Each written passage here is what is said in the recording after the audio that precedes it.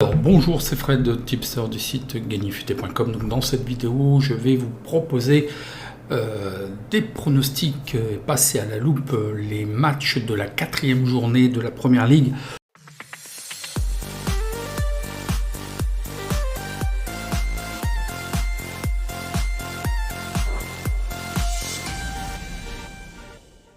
Je vous rassure tout de suite, je vais aller assez vite puisqu'il n'y aura pas énormément de pronostics. J'ai besoin encore de voir pas mal d'équipes et on n'a pas beaucoup de données, il n'y a que 3 journées. On va commencer tout de suite avec le premier match qui est Crystal Palace contre Tottenham, un match avancé, donc voyons voir le face-à-face. Donc Tottenham est premier, un début parfait, 3 victoires, 3 matchs, et Palace est 14e avec 2 points. Bon, ils ont commencé aussi un petit peu difficile avec Chelsea, mais ils ont réussi qu'à faire match nul lors des 2 matchs suivants. Donc voyons voir le face-à-face. Donc vraisemblablement Palace a commencé le début de saison comme ils l'ont terminé. Et puis Tottenham, c'est quand même pas mal, hein. Il reste sur 4 victoires si on prend avec la saison dernière, que 2 défaites en 9 matchs. Bon, attention, un petit fait, c'est que Crystal Palace est la bête noire de Tottenham, puisque Tottenham n'a plus gagné depuis 2015 à Palace, contre Palace à domicile, donc ça fait 6 matchs. Bon, peu de stats, il y a quand même côté Tottenham, comme je vous disais, ils ont remporté les 4 derniers matchs, et, ils ont gagné à la fois à la mi-temps et à la fin du temps réglementaire leurs 3 derniers affrontements, évidemment, puisqu'ils l'ont emporté dès la première mi-temps. Donc voyons voir rapidement quelques données. Donc évidemment Tottenham, après ce début de championnat, est favori chez les books avec une cote de 1,83. L'alerte algo ne détecte rien, c'est peut-être un petit peu trop jeune, un peu trop peu de journées, c'est pour ça aussi qu'il est un petit peu en aveugle. Si j'avais un conseil à vous donner, effectivement, ça me semble être de bon augure, la victoire de Tottenham. Par contre, attention, je ne suis pas superstitieux, pour moi c'est plutôt une fin de série. Il se peut effectivement qu'il gagne pour casser cette série, puisque vraisemblablement Crystal Palace est la bête noire de Tottenham sur les 6 dernières confrontations. Peut-être encore des plus petits scores, un petit 1-0, voire 2-0 pour Tottenham. Les probabilités au niveau des scores justement nous donnent 37% pour le 1-0 pour Tottenham, enfin 0-1, 1-1 à 18%. Mais bon, je ne prendrai rien parce que Tottenham devrait pouvoir l'emporter, mais sait-on jamais. On a vu que Crystal Palace, sur ces 2 dernières rencontres, a quand même tenu, sachant que c'est en plus une bête noire. On ne peut pas la sécuriser, la cote est trop basse, donc pour l'instant je me réserve encore sur ce match. Le match suivant est Arsenal contre Norwich. Donc Arsenal, vous le savez très bien déjà depuis 2 ans, je vous claironne très ouvertement. Pour moi, ils sont à chaque fois surcotés. On est toujours très déçus de cette équipe depuis 2 ans. On va voir, mais là il commence par 3 défaites. Norwich est en leur compagnie. Voyons voir le face-à-face, mais on va aller très très vite sur cette rencontre. On va pas s'attarder sur ce match-là. Les books en plus surcotent encore Arsenal. C'est basé sur rien, quoi, en fait. C'est pas justifié. Donc voilà, les 3 premiers matchs, 3 défaites. Pareil pour Norwich. Donc c'est pas pronosticable, c'est pas recommandable. Il faut très vite passer. Bon, Arsenal est une petite bête noire pour Norwich. Bon, ça c'est pour la boutade, puisqu'ils ne l'ont jamais emporté sur les 6 dernières rencontres. Pour moi, on va pas aller plus loin que ça. J'ai quelques petites stats, mais vraiment ne prenez aucun pari sur ce match. L'alerte algo, alors qu'est-ce qu'il nous donnait? Catastrophique, 1,50. Franchement, pour moi, là, c'est hors sol. Il n'y a rien qui justifie cette cote. L'alerte algo ne le détecte pas, mais je pense qu'il a dû aussi détecter la cote, donc il ne verrait pas. Sur le papier, sur l'effectif, je voudrais le 1. Mais pour moi, c'est surcoté. Je ne peux pas valider une cote de 1,50. Évidemment, de par l'effectif, la logique voudrait qu'il l'emporte. Malheureusement, vous voyez le début de saison. Donc, restez à l'écart quand c'est comme ça, c'est pas un bon signal. Il faut absolument que vos paris sportifs passent dans les 3 filtres. L'enjeu, donc là, évidemment, on est en début de saison, donc tout le monde doit gagner pour être premier. En gros, la régularité et puis la forme. Là, la régularité et la forme n'y est pas des deux côtés, restez à l'écart. Les probabilités au niveau du score nous donnaient le 1-0 à 32%, le 3-0 à 32%, et là aussi, je ne prendrai rien. Voyons voir le 3e match, Brentford contre Brighton. Brentford est 10e avec 5 points. Ils ont bien commencé, ils sont invaincus sur 3 matchs. Brighton, après 2 victoires, viennent de tomber sur Everton qui a pris le dessus. Côté au niveau des données, j'ai quelques petites stats intéressantes au niveau Brentford. Ils sont quand même invaincus lors des 12 derniers matchs à domicile. Ça, c'est quand même intéressant. Ils ont aussi réussi à gagner leurs 6 derniers matchs à domicile. Ils remportent en plus leurs 5 derniers matchs à domicile en marquant 2 buts et plus. Bon, là on est en mélangeant la saison en Championship, ça, évidemment. Mais bon, ils sont sur une dynamique. Et puis une petite dernière stat, c'est que lors des 3 derniers matchs de Première Ligue, il y a eu à noter qu'il y a eu moins de 2,5 buts. Côté Brighton, c'est un petit peu moins bien. Par contre, à l'extérieur, ils ont gagné qu'un seul match. Donc, voyons voir les données sur ce match. Donc, là, c'est le 1 et le 2. Il n'y a pas vraiment de favoris. Brighton est à 2,70 et Brentford aussi. L'alerte algo nous détecte le 1. Évidemment, c'est de par les bons résultats de Brentford. Effectivement, les cotes nous le permettent. Je pense qu'ils peuvent continuer sur cette dynamique. Brighton me semble aussi à leur portée. De ce que j'ai vu, on peut quand même sécuriser parce que Brighton pourrait quand même aussi un petit peu bloquer. Alors un score probable peut-être 2-1. D'ailleurs, j'ai omis de marquer le score pour Arsenal. Bon, pour moi, ils devraient gagner. On va leur mettre 1-0 parce que j'ai rien mis. Donc les probabilités, bizarrement, nous donnent 1-2. Donc la victoire de Brighton à 18%, 1-0 à 14%, 0-2 à 12%. Là, je validerai rien encore parce que, bon, on voit un petit peu comment réagit Brighton. C'est pas une équipe que j'ai vu beaucoup encore. Donc le score probable 2-1.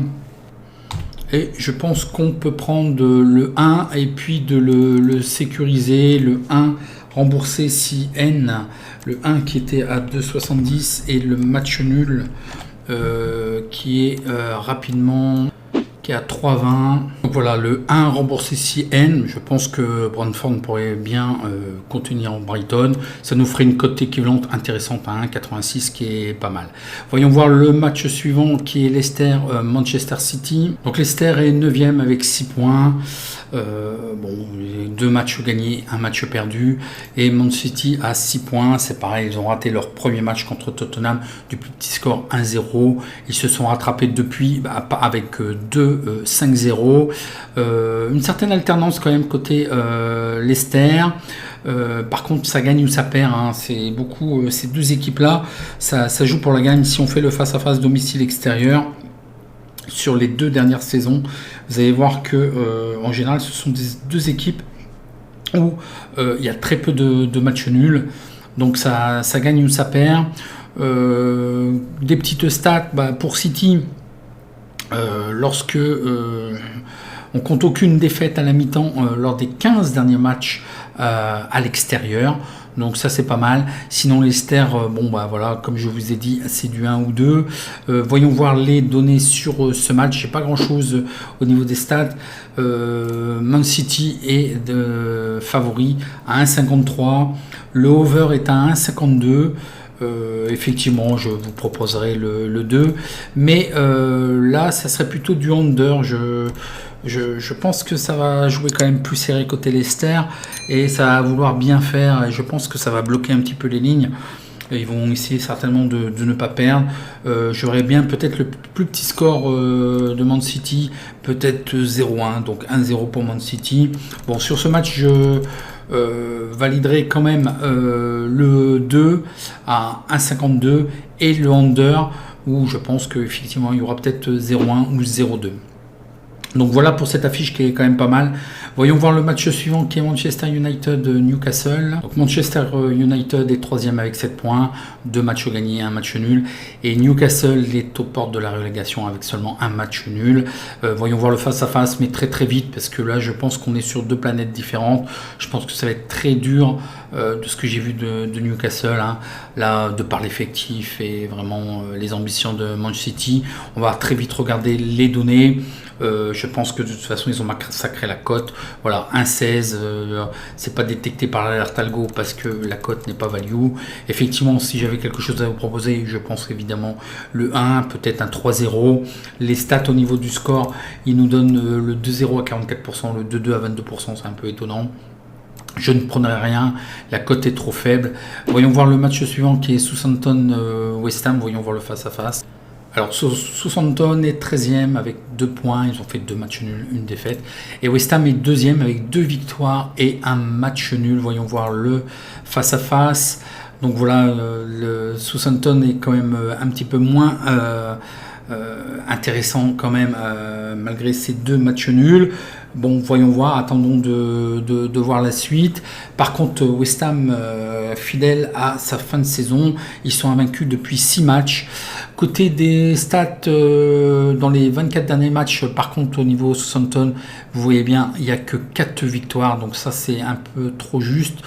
Par contre, à domicile, ils sont quand même invaincus dans 5 des 6 derniers matchs, donc attention. Southampton encaisse toujours 1 but et plus dans ses 14 derniers matchs.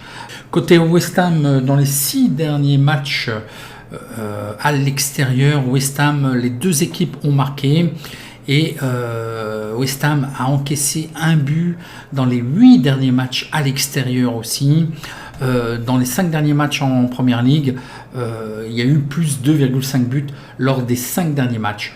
Donc évidemment, ça a l'air de scorer. Il va y avoir peut-être du score et des buts. Donc voyons voir au niveau des données ce qu'il nous donne. Donc West Ham est favori à 2,40. L'alerte algo nous détecte le 2. Southampton, on a vu qu'il restait sur 2 matchs nuls. Les cotes nous permettent de le sécuriser. Donc je verrai bien le 2. On peut sécuriser avec le match nul, effectivement.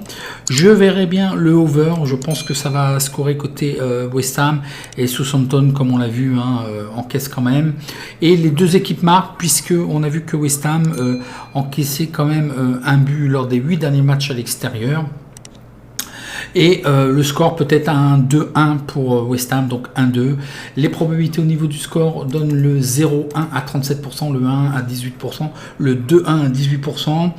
Qu'est-ce que je validerai? Un petit peu l'ensemble en sécurisant. Je validerai le 2, effectivement. Je validerai le over. Je validerai le BTS. Les 2 équipes marquent oui. Et la sécurisation nous donne, donc là c'est pas le cumul. Donc voilà, le pronostic de rembourser CN, ça nous fait une cote équivalente de 1,69. Je pense qu'on ne doit pas être très loin du compte. Le match suivant est Watford-Wolverhampton. Donc voyons voir le face-à-face. Alors Watford est 12e avec 3 points. Ils ont gagné qu'un seul match et 2 défaites. Et Wolverhampton n'ont gagné aucun match. Ça va être difficile. Bon, là, c'est le début de saison. Ils commencent la saison comme ils l'ont terminé, 6 défaites, pas de réaction. Bon, attention à Wolverhampton, il reste aussi sur 2 défaites, mais excusez du peu quand même, c'est sur Tottenham, contre Tottenham qui est plutôt bien actuellement. Je vais pas m'attarder trop, j'ai pas de données, de statistiques. Par contre, je suis étonné des cotes, puisque en fait les books donnent, je me demande s'il n'y a pas une erreur, ils donnent Wolverhampton favori à 2,25. Moi, je verrais plutôt dans l'autre sens Watford. L'alerte algo en plus nous donne le 1. Et puis moi, si j'avais quelque chose à vous proposer, ça serait le 1, peut-être le plus petit score, 1-0. Les stats au niveau du score nous donnent 0-0 à 25%, le 0-2 à 25%, le 2-0 à 25%, le 2 à 25%, comme ça c'est recta. Bon, je vais rien prendre parce que là il y a un doute au niveau de la cote, et puis il n'y a rien d'extraordinaire encore pour l'instant. Attendons de voir, voyons voir le match suivant qui est Chelsea contre Aston Villa, et voyons voir le face-à-face. Donc Chelsea est 4e avec 7 points, 2 victoires et un match nul.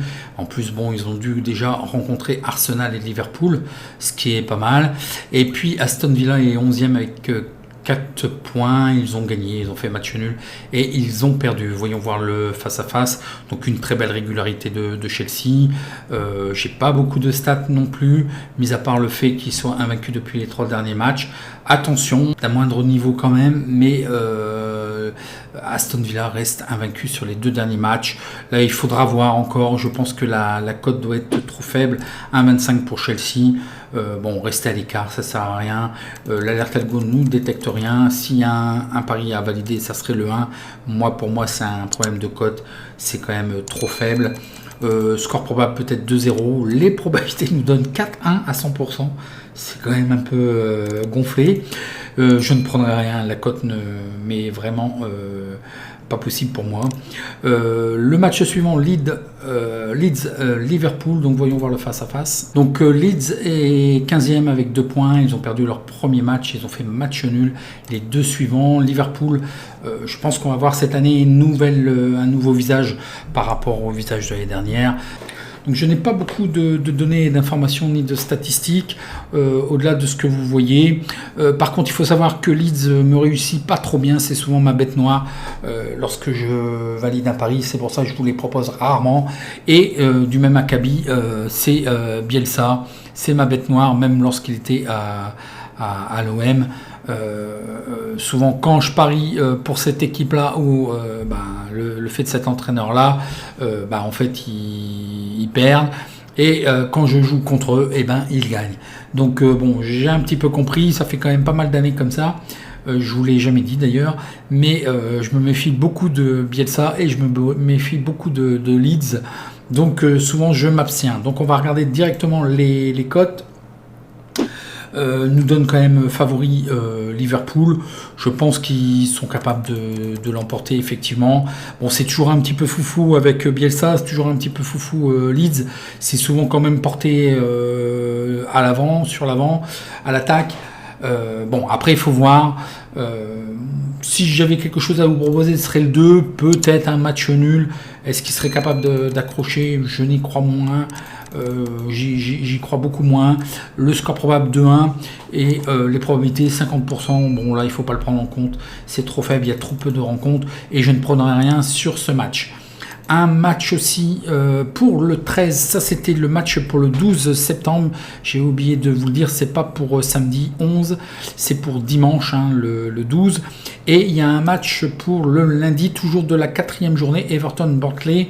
Donc là par contre je n'ai pas beaucoup de données et je n'ai pas les cotes, donc ça va être encore plus amoindri au niveau des statistiques et puis de l'alerte algo. Donc voyons voir le face-à-face. Là, Everton est 6e avec 7 points, un très beau début puisqu'il y a 2 victoires et un match nul, et Barnsley est 16e avec uniquement 1 point. Ils viennent de se reprendre un petit peu en réussissant un match nul justement contre Leeds.